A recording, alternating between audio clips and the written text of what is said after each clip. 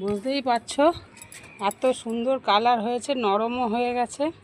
তুললেই হয়, কিন্তু দেখি আর দু একটা দিন পর তুলবো। দেখি সোমবারে একটু বাবাকে দেব। এই দেখো সুন্দর সুন্দর কালার, একদম কালারফুল, পুরোপুরি পেকে গেছে। বুঝতেই পারছো সবগুলো পেকে গেছে, সবগুলো। এত সুন্দর কালারটা লাগছে, মানে বলে বোঝানো যাবে না, খুব সুন্দর লাগছে।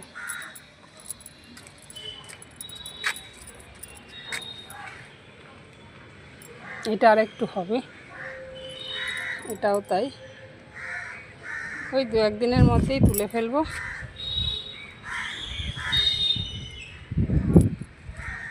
এটার জন্যই তোমাদেরকে দেখাবো বলেই একটু ভিডিও বানিয়ে নিলাম।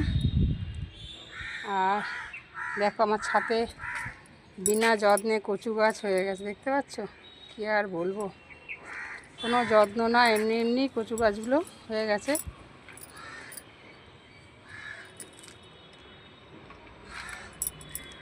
কেমন আছো তোমরা সবাই? চলো আমি একটু ফুল তুলে নিই। আজকে দেখি কি কি ফুল ফুটেছে। কি কি ফুল ফুটেছে? জবা ফুলটাই ফোটে আমার। আর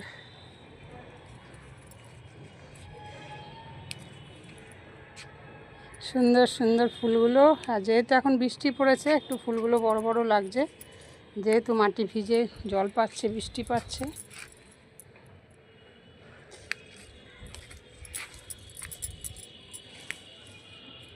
চলো